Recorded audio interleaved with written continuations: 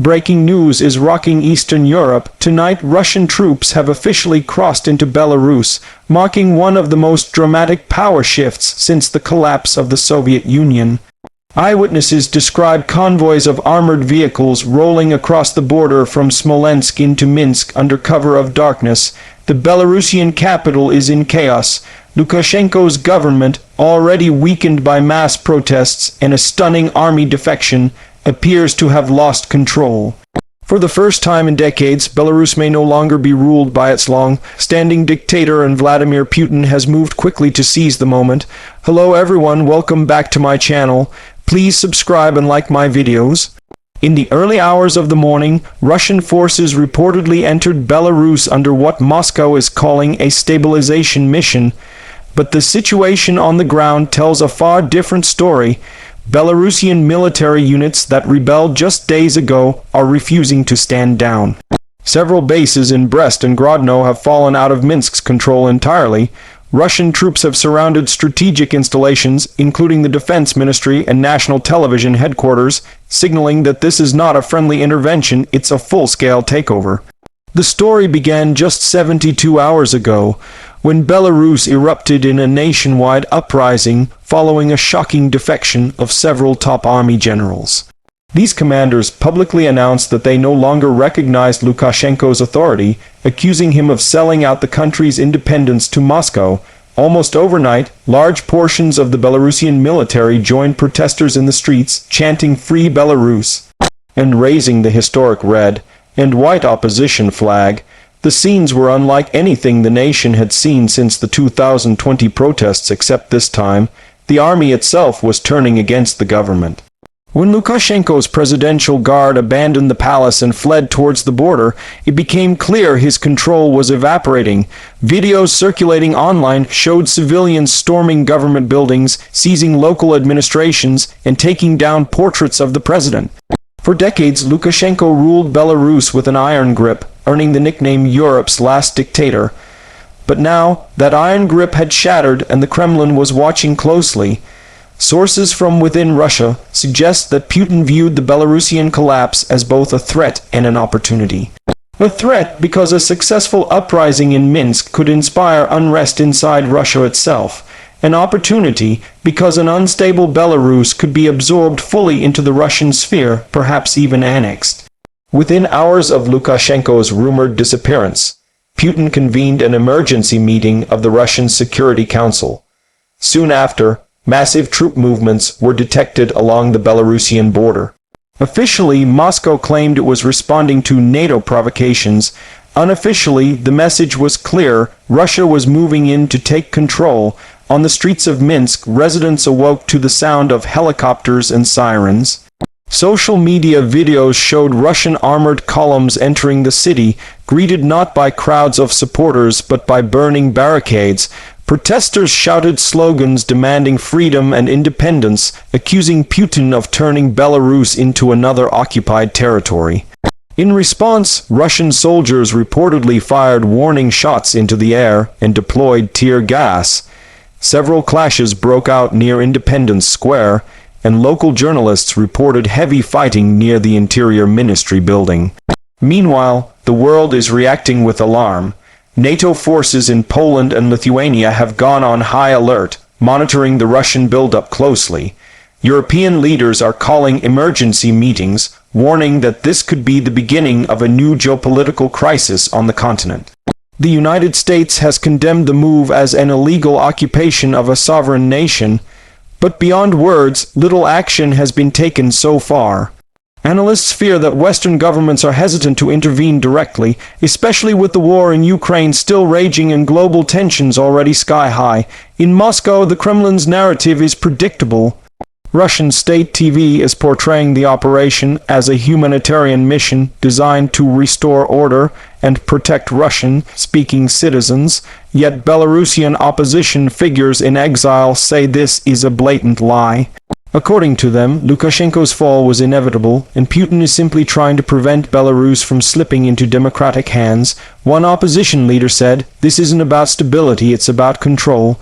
Russia cannot tolerate another free country on its border." As reports continue to pour in, rumors about Lukashenko's fate are spreading rapidly. Some sources claim he has fled to Moscow, seeking asylum and Russian protection. Others suggest he was detained by his own security forces before they defected. No official confirmation has been made, but his disappearance adds another layer of mystery to an already explosive situation. Across Belarus, citizens are divided and terrified. In Minsk, massive crowds continue to gather, waving flags and chanting for freedom, while others hide indoors, fearing an all-out civil war. Russian troops have taken control of several television stations and are broadcasting messages urging people to remain calm and support stability. Independent journalists are reporting widespread internet blackouts and arrests of protesters. Yet, despite the fear, resistance is growing stronger by the hour. One of the most dramatic moments came earlier today when a Belarusian tank brigade in the western region refused to follow Russian orders and instead joined protesters, turning their weapons toward approaching Russian forces. This open defiance triggered heavy clashes, with explosions echoing across the countryside.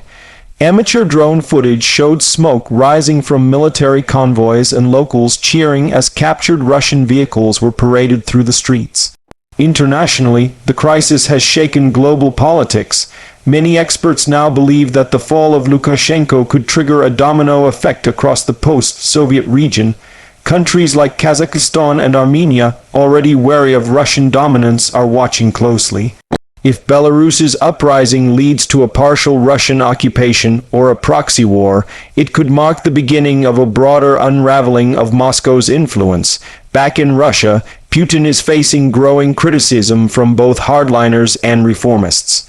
Some within his inner circle reportedly warned against military involvement in Belarus, arguing that Russia's army is already overstretched due to the war in Ukraine.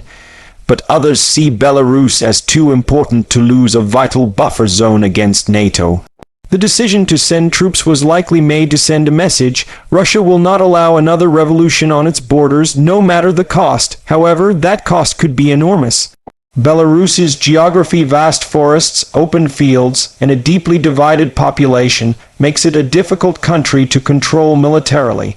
If the Belarusian resistance organizes effectively, Russia could find itself fighting yet another insurgency.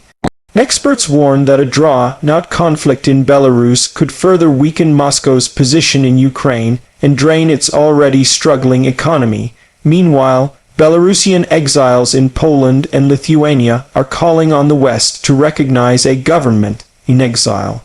They claim that Belarus's people have already chosen freedom, and Russian intervention should be treated as an invasion. Thousands of Belarusians are fleeing toward the borders, creating a growing humanitarian crisis. Refugee camps are filling up rapidly, and European governments are scrambling to respond.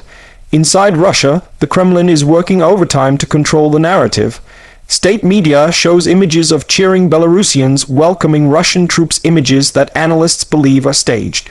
Social media posts tell a very different story: burning Russian convoys, civilians blocking roads, and soldiers refusing orders. Even within Russia, videos of Belarusian defiance are going viral, inspiring anti-government sentiment. The parallels with Ukraine are impossible to ignore. There are also signs that this intervention could backfire politically. If Russian troops become bogged down in Belarus, it could inflame public discontent at home, especially as economic sanctions tighten. Putin's gamble to stabilize Belarus might end up destabilizing his own regime. Military analysts suggest that this could even accelerate divisions within Russia's elite, between those who support an aggressive empire and those who fear total collapse. At this moment, the situation remains fluid and unpredictable. Russian forces are consolidating control over key Belarusian infrastructure, but resistance is spreading.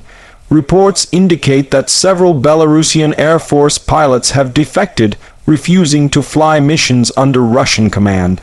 The symbolic defiance of the Belarusian people, once seen as passive under Lukashenko, has shocked the world. Satellite images released earlier today show large Russian troop concentrations near Minsk and along major highways, while NATO reconnaissance flights have increased over Eastern Europe. Diplomats are warning that if the conflict escalates further, it could bring NATO and Russia into direct confrontation, a nightmare scenario that both sides have tried to avoid since the Cold War. For ordinary Belarusians, however, the stakes are far more personal. Many say they are fighting not just for democracy, but for survival. Years of repression, censorship, and fear have finally boiled over. In their eyes, Lukashenko's fall is the beginning of liberation, but Putin's intervention threatens to steal it away. The country stands at a crossroads: freedom or submission, independence or occupation.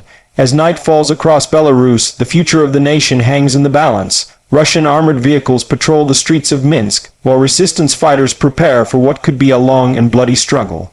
Across Europe, leaders are holding emergency sessions, trying to prevent another full-scale war from erupting on the continent, and in Moscow, Putin faces the grim reality that his empire is being tested like never before. This is not just a story about Belarus. It's about the fate of an entire region, a battle between freedom and authoritarianism playing out on Europe's doorstep. The next few days could determine whether Belarus becomes another chapter in Russia's expanding dominance, or the spark that ignites a new wave of resistance across the post-Soviet world. Stay tuned, because the world is watching Belarus tonight, and history is being written in the streets of Minsk.